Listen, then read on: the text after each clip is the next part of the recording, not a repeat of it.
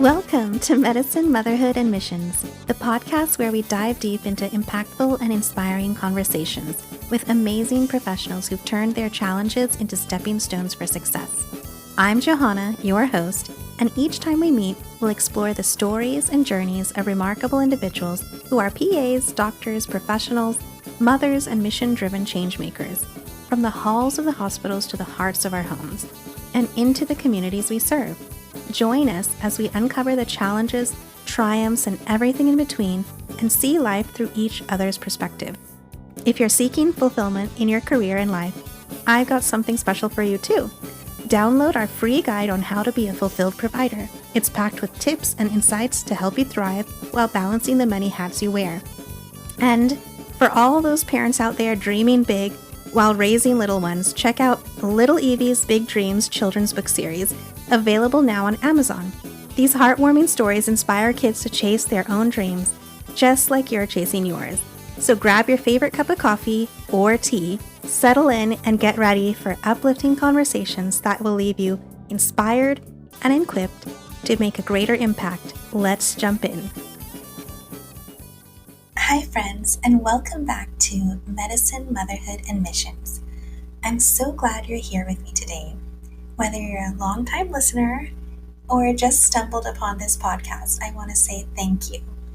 And you're in for something a little different today, something special. This episode is a blend of what we usually do, those inspiring conversations and meaningful moments with our guests, but also something new, stories of hope. I'll be sharing a few of the powerful stories from the Ephraim Foundation International. Stories of the lives changed, not because of something we did that's extraordinary, but because of the love and faith that we have seen that sparks real transformation.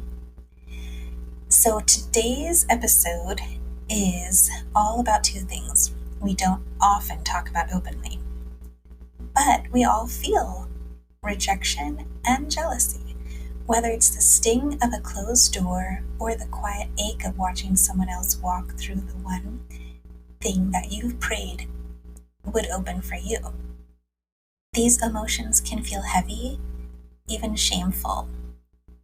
But what if we saw rejection not as a stop sign, but as a sacred redirection?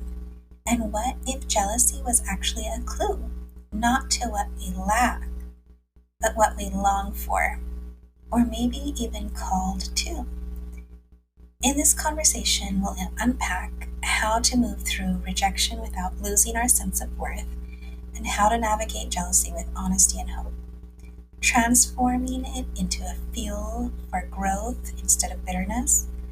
And let's talk about a deeper work of building resilience, renewing our perspectives, and showing up anyway.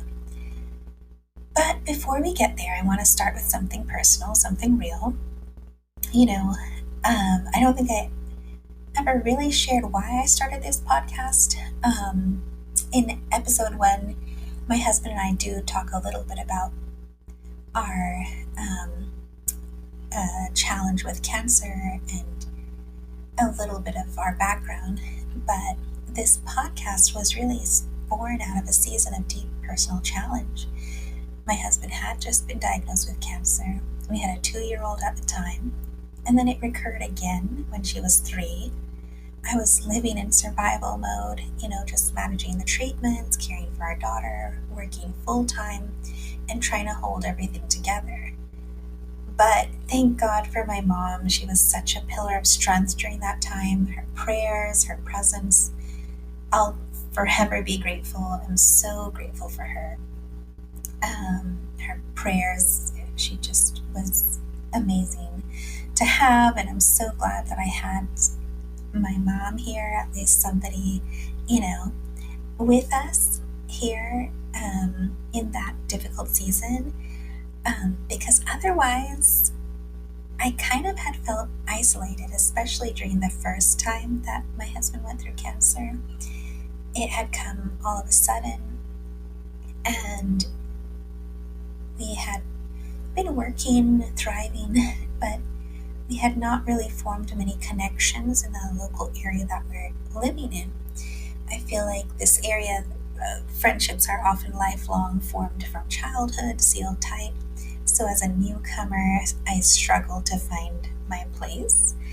Um, I tried, but maybe because everything going on in our lives, where it was such a busy season, and I may have not tried enough, but still, not being able to make those connections, it can still feel like a quiet sting of rejection. And another personal note is I remember a professor in one of my postgraduate programs once looked me straight in the eye and said, "I don't like you." Wow. Talk about rejection. It was blunt, unexpected, but it didn't crush me because I honestly just kind of was like, wow, this person is just rude. And instead of letting her words derail me, I chose to let them fuel me. That moment lit a fire inside of me to keep going, to prove to myself, not to her or anyone else, because we don't need to prove ourselves to anybody. But I wanted to prove to myself that my calling didn't depend on someone else's approval. On every single clinical rotation after that, I experienced such kindness. And by God's grace, I found favor with physicians, staff, and hospital systems that welcomed and encouraged me. And that contrast opened my eyes. Sometimes the rejection you face says more about the other person's insecurities or unhealed places than about your own worth or ability. And that leads us to the topic of jealousy, too. It can sneak in so quietly, and whether you're experiencing it or receiving it, sometimes people project their own fears or unmet dreams onto those they see flourishing. But the truth is, you don't have to shrink to make others comfortable, and you don't have to internalize their jealousy as your burden to carry. Sometimes, let's be honest, it has to do with what we look like too. It's not just about feeling left out, it's about knowing that bias may be quietly influencing someone's perception of you too. And that's another painful reality of rejection to confront as well. But even there, I've learned to stand tall. I've learned that I don't have to water myself down to make others comfortable. I don't have to carry the weight of someone else's biases or rejections.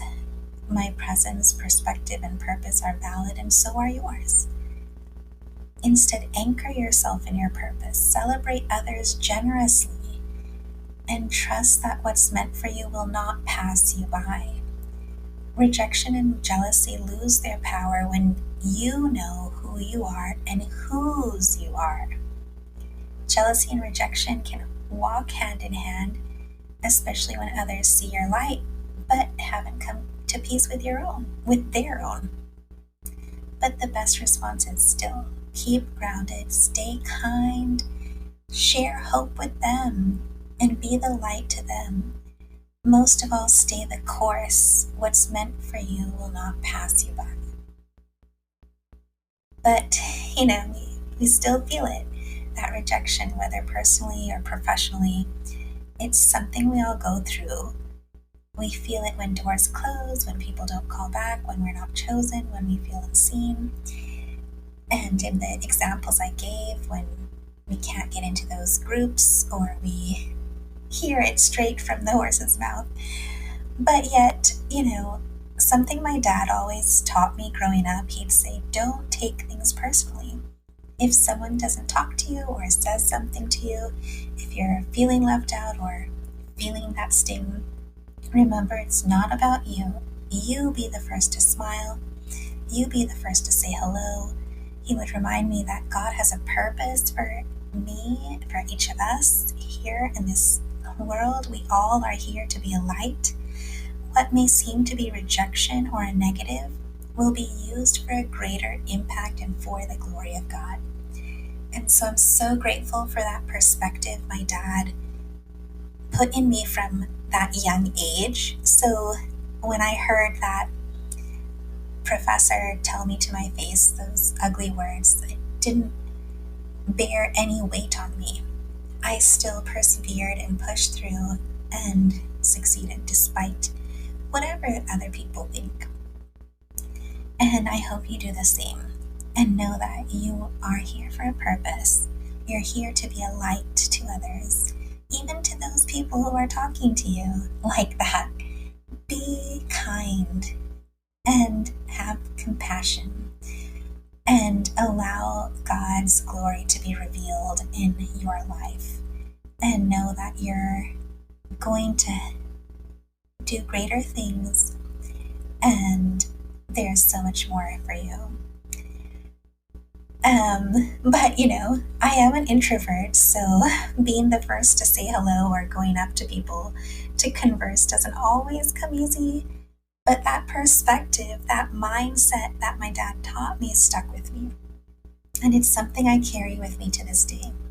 I do have to daily remind myself of this perspective though.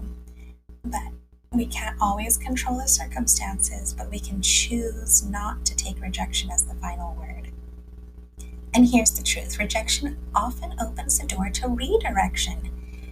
And this podcast, the reason why it exists is because even though I felt that isolation, I wanted to create something that would speak life into others. So it turned into a place of encouragement and connection and inspiration for me and so many others. And it's been such a blessing, and I'm so grateful for the experiences, the connection, for people to, hear something encouraging, navigating medicine, careers, motherhood, missions. You're not alone. That's the whole purpose of this podcast, is to also encourage others that you're not alone. If you are facing a cancer diagnosis in your family, you're not alone. If you've ever felt stuck or invisible, you're not alone. If you're navigating failure or rejection, you are so not alone. No matter what, so many people on this podcast, the guests that I have interviewed, the successful women that I have had the opportunity and privilege of interviewing, they all stated that they started in the exact same place. They took a leap, some out of medicine, some into entrepreneurship, coaching, or patient advocacy. But all of them have something in common. They turned rejection or failure or a problem or a challenge into redirection. They turned them into opportunities, new careers, and into something better for themselves and their family. One guest told me how failure became her greatest teacher. Another learned to embrace rejection as a part of her journey. These women didn't start with it all figured out. They learned it step by step, day by day, falling and getting back up again and again. You know what that is? It's resilience. But let me tell you, resilience isn't a polished Instagram version of strength. It's messy, it's painful, it's full of chaos and redirection. It's the pain, the hurt, the crying in the car, praying in the hallways, but still showing up. And it's in that spirit that I want to share one of the many stories of hope from the Ephraim Foundation International. Let me tell you about Talima. She was in second grade and she couldn't read or write even in her local home language of Sinhalese, and let alone English. Her teachers in her local government school wrote her off. They told her mom, "We don't think she'll make it. She shouldn't move up to the next grade." Her dad was a street sweeper. Her mom stays at home. They are very poor. They earn less than $1 a day. And her teachers were like, "We'll just write her off. She's not going to succeed or do anything." But her mom didn't give up on her. She found out about our LEAD programs, our learning, educational, and access development programs that we have for kids in different rural, impoverished villages in Sri Lanka. So she heard about it, got Talima into the lead program, and guess what? Today, Talima can read and write in both Sinhala and English. She's thriving, she's progressing, and the same teachers who doubted her, they're amazed. They had to promote her to the third grade, now fourth grade, and she's moving on. But all it took was that connection, care, and compassion from our lead teachers and volunteers who believed in Talima's potential. And one of the teachers sent me a photo of her, and Talima is wearing a t-shirt that says, "Dream, achieve, live." Oh man, it gave me chills because that's exactly what she's doing. And that's what EFI is all about. I started this nonprofit as a grad student during the 2008 global financial crisis because there were no jobs. I didn't have any connections. So I said, if I can't get hired, I'm going to just start something myself. And I did. Out of rejection, I created a platform to serve others. But it's not been easy. And it's been a long journey and a long process of learning and trying fundraising. Oh, that's a whole nother form of rejection too. I thought, initially, who wouldn't want to help people?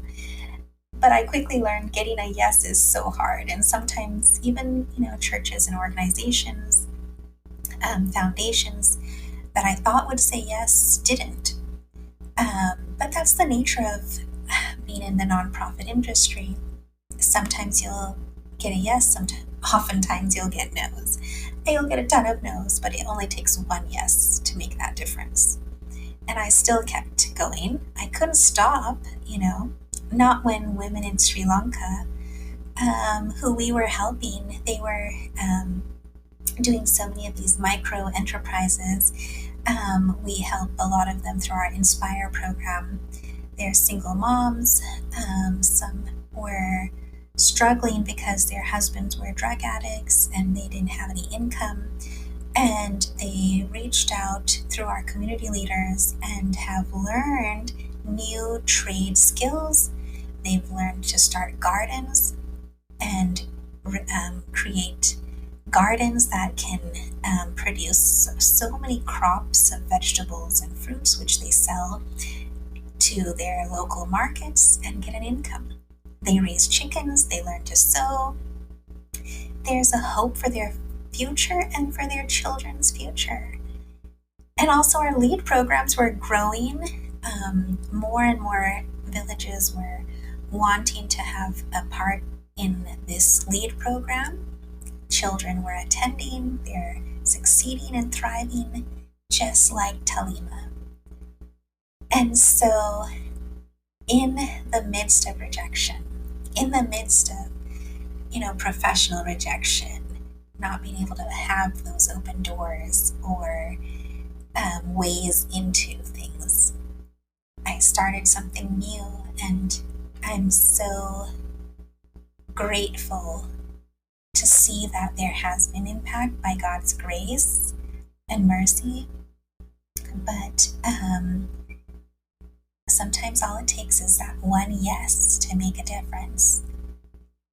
So friend, wherever you are right now, if you're feeling the weight of rejection, if you're wondering if you're enough, if you're questioning those closed doors, please remember, you are not alone. You can redirect, you can grow from the no, and you can persevere.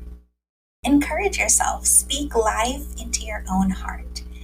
As scripture says, encourage yourself in the Lord. You can do all things through Christ who strengthens you. Nothing is impossible for the Lord. And it doesn't matter what others say or do or don't do. You just keep working on your craft, learning, relearning, or trying again. Don't let failure stop you from your destiny. You have so much more in store, and one rejection or many rejections is not going to stop you from what you are going to do in the future. and know your story is still being written. Thank you so much for listening. Thank you for being a part of this community, for being a part of a community that believes in dreaming big, doing good, and walking through the hard things together. If you're carrying the weight of a no that you didn't expect, or if you found yourself scrolling, comparing, wondering why their yes came before yours, please hear this. Your story is still unfolding, and nothing is wasted. Rejection isn't the end of your calling. Jealousy doesn't make you weak, it makes you human. But you don't have to stay there. Let those feelings lead you to deeper into your purpose, remind you of who and what you truly value. Reframe those no's into that path. It may not be that way or this way, but you can do it another way. Keep going, redirecting, reframing, persevering, and know that closed doors are not always an end. It's just the beginning of something new. Keep showing up, keep building what you were born to do and born to build. Resilience is a process. It's a process of building in those hard places. Keep trusting that timing of your life is not too late. It's just being layered with intention. Thank you so much for listening. I hope that you can continue to see that spark of hope in your own life and that you can create a spark of hope in others around you. I know that you can keep showing up, believing, and know that resilience is not that magic word. It is the process of building in those hard places. And remember Talima, that little girl in Sri Lanka who was told she would never accomplish anything, but because someone connected with her, had compassion on her, and took interest to invest their time in her, she is thriving. Be that same somebody to somebody else, and allow someone else to invest in you and show compassion to you too. Keep sparking hope, keep shining that light. Until next time, I'm Johanna, and this is Medicine, Motherhood, and Missions. Thank you for joining us on this episode of Medicine, Motherhood, Missions. We hope you found inspiration, insight, and a sense of connection in the stories we shared today. If you've enjoyed today's episode, be sure to subscribe and leave us a review. Your feedback helps us reach more listeners like you. Follow us on Instagram for updates, free downloads, and to join a community of like-minded individuals passionate about making a difference through medicine, motherhood, and mission work. Remember, you're not alone in this journey. Until next time, keep sparking hope, keep healing, keep nurturing, and keep making a difference. This is Johanna signing off from Medicine, Motherhood, Missions. The medical opinions expressed on this podcast are for the informational purposes only and should not be considered as medical advice. Always consult a licensed healthcare provider for personal medical questions or concerns. The views expressed by guests are their own and do not necessarily reflect those of the podcast host.